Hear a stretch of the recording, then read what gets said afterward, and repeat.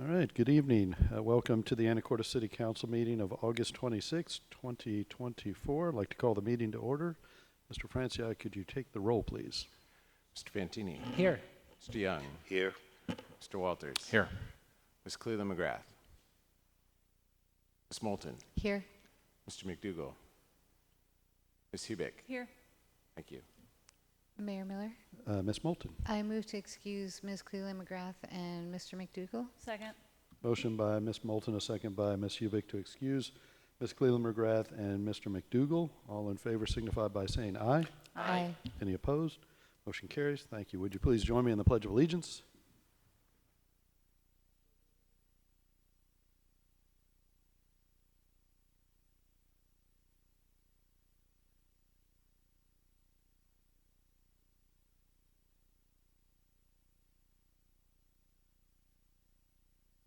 All right into announcements and committee reports. I've got a few announcements, and they're all some really nice ones, so that's a good thing. First of all, I'd like to thank the Parks Department, Planning Department, and Public Works, both work on Fidalgo Bay Day and Open Streets over the weekend, so both events were very well attended. Great examples of how local events can be both fun and educational for our families and citizens. The other one, the city has just received, and I can announce, the city of Anacortes is proud to have received, as one of only 12 for this year, the Governor's Smart Community Awards for 2024. And this is for the Anacortes Housing Action Plan. This was honored with the Smart Housing Strategy Award for creative planning, policies, programs, and actions.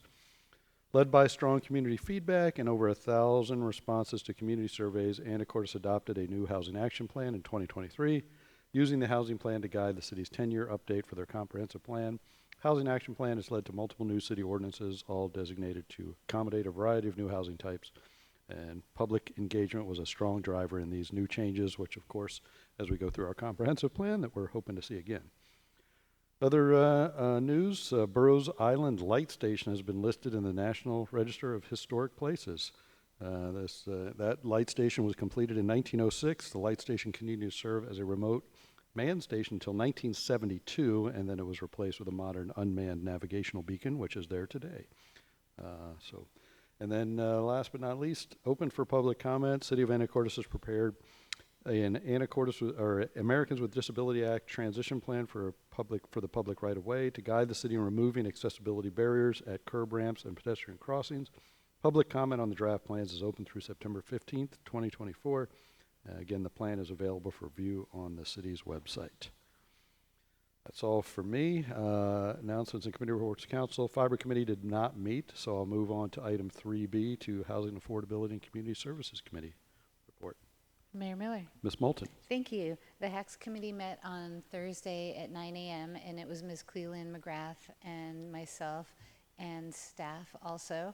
And we had a guest from Northwest Youth Services. Her name's Adair Brown, and she's been working with direct outreach to youth for 10. She's done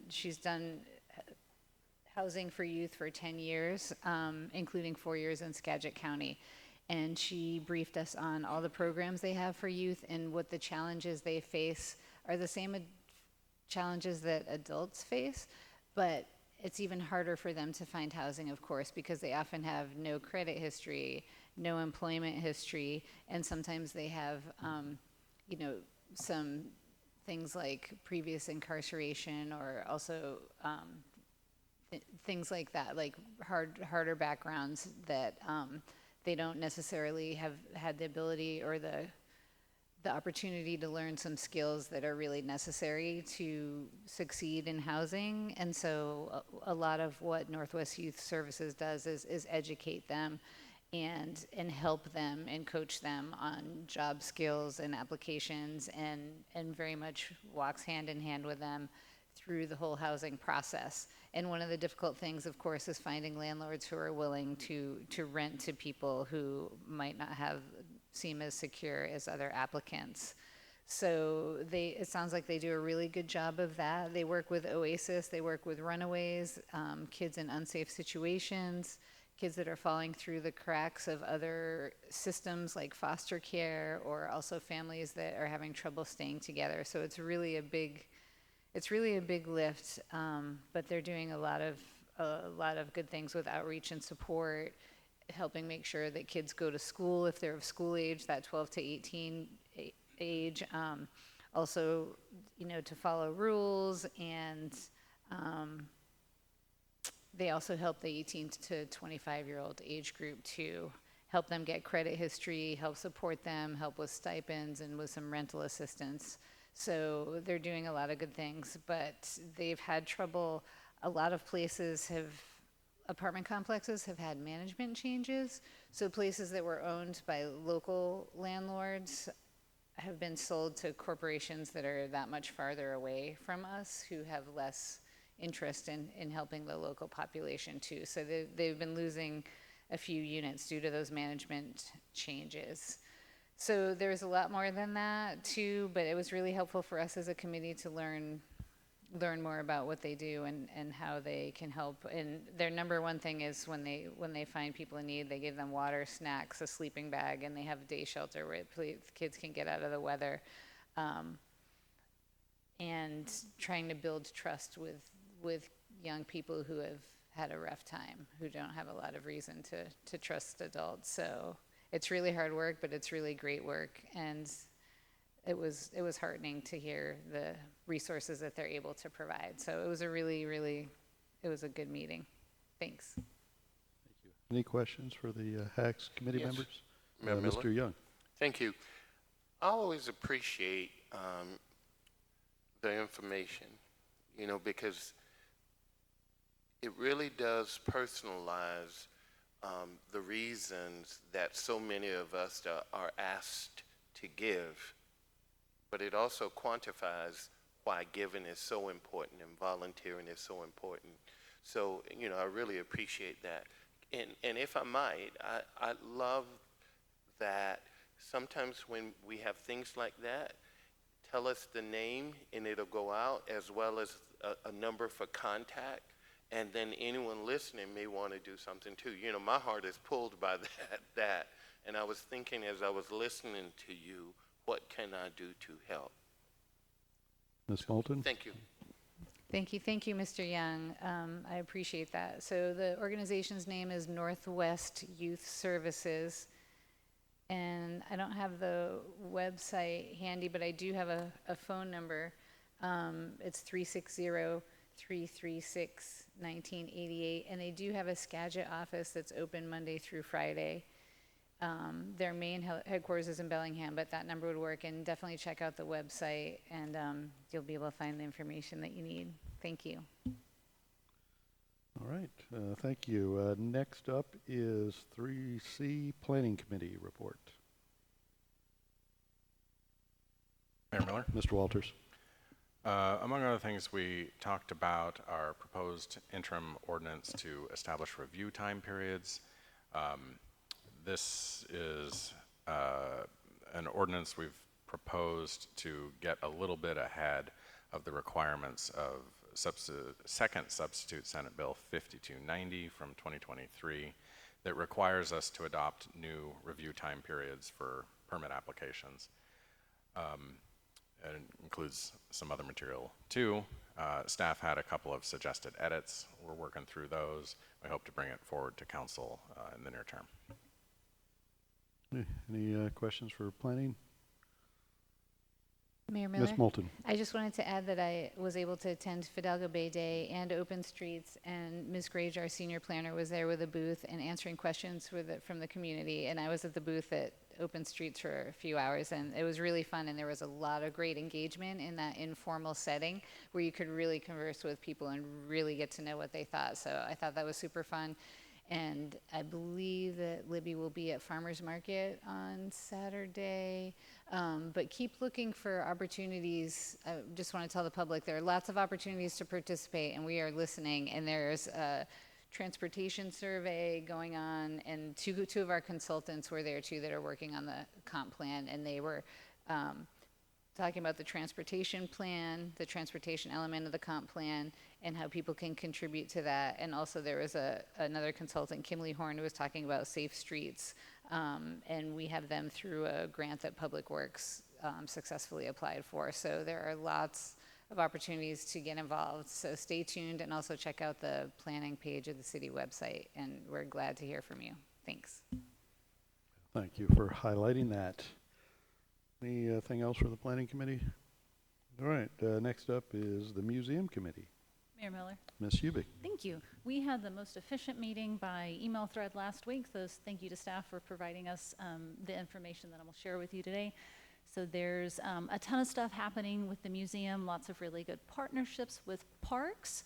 They have worked with parks to put together a self-guided music tour online, storymaps.com. I think you can just search for Anacortes Music Tour and find it, or email any one of us. We have the link and we can send it to you. They've also done some good partnerships around the interpretive planning process for the Illich Park, so the N Avenue Park. There's going to be a site visit scheduled for September 10th, working through a Washington Maritime grant. So there'll be a joint meeting with the staff of parks, the museum, the port, and the Samish Indian Nation. And then museum is also working with parks around planning the plaza expansion around the Maritime Heritage Center and the W.T. Preston. So lots of good interdepartmental conversations being had. Also working with the Anacortes High School athletic director to put up a sports collection into the Anacortes Museum. So there's a ton of photos that are being scanned, and then plans are being reviewed for actually recreating a big Wall of Fame display in the foyer with high-resolution prints. There is also some partnership work being done with the Historic Preservation Board, with the Port of Anacortes, and with the Washington Trust for Historic Preservation to work on assisting planning around the Marine Supply Building. So that was pretty much it. Lots of good work. Any questions? All right, next up is 3E, Lodging Tax Advisory Committee report. Mr. Walters. Thank you, Mr. Mayor Miller. The Lodging Tax Advisory Committee met last Wednesday to consider an emergency request from the Tulip Festival. LTAC recommended funding of that request at 75%, and that'll be coming forward soon. Also, I just wanted to mention, because we've had a lot of interest in the comprehensive plan and the Growth Management Act and our background here in Anacortes, but also how the GMA functions statewide, I'll be teaching a class for the senior college on comp plans and GMA, November 5th, 12th, and 19th. You'll see that on the senior college website soon. So anyone is welcome to sign up and take that class. It's 6 hours. We'll fit it all in. Thank you. I'm thinking it's 6 hours divided over those days. Right? Thank you. All right. Any other announcements or committee reports? Okay, next up is item 4. This is public comment, and we did just add to the packet a written public comment from Mr. Stephen Brown. It was late add because we received that late on Friday. But again, I do encourage written public comments because it actually gave time for staff to respond. So council, you should have seen that as well. I'll summarize some of the staff response. It was about pickleball courts, which have been operating as pickleball courts in Clear Ridge since 2017. And I would just like to ask those who are playing pickleball, please be as courteous as possible. And then the staff is looking into some sound muffling barriers as well. But our park staff should never be asking you to confront users that are there after hours. So please call our offices between 8 and 5 p.m. if you do have problems. And then after 5 p.m., our non-emergency number, 360-428-3211, and ask them to contact park staff. So again, thank you for your input. All right, any public comment? Anybody wish to address council? Anything that's not on our agenda here in chambers? Online? Okay, we will move on to item 5, which is our consent agenda, items A through D. Council. Mayor Miller, Ms. Moulton. I move to approve consent agenda items 5A through D. Second. Motion by Ms. Moulton, a second by Ms. Hubick to approve consent agenda items A through D. All in favor signify by saying aye. Aye. Any opposed?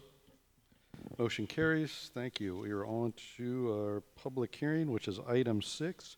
This is a public hearing on Resolution 3163, increasing solid waste rates. This is a discussion item only. We intend to keep the public hearing open at least through next week. And with that, I will turn it over to Mr. Hoagland. Mr. Hoagland. Thank you, Mayor, members of the council, and members of the audience. I'm just tonight requesting that the public hearing be extended another week. I was pulled out of the office unexpectedly for most of the week last week. As I was doing some of the analysis today on those rates, I realized I had made an error in my assumptions in developing those initial rates. So we'd like another week to continue that analysis and bring that back. Any thanks, Mr. Rayum, for jumping in and presenting last week. So, Yeah, absolutely.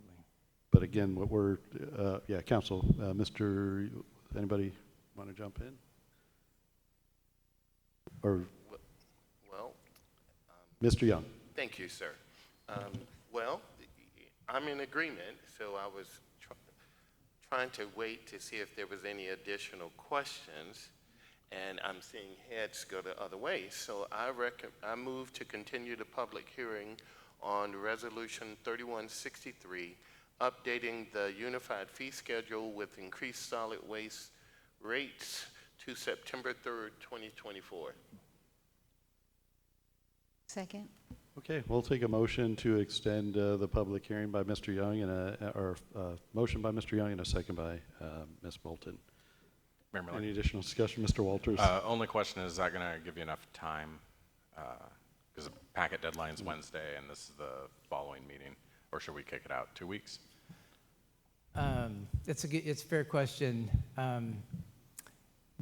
Could we extend it one week at this point and then take the second week if we need to next Monday, if that's acceptable? I'm getting a nod from Mr. Young. You modify your motion, and you would be comfortable with that second to extend it out 2 weeks? Okay, with that, I'll take a voice vote then. All in favor? Any additional comment? All in favor signify by saying aye. Aye. Aye. Any opposed? Okay, thank you. Appreciate that. And Thank you. we'll get those numbers out. Okay, no further business for the council. I'll adjourn tonight's meeting. Thank you very much.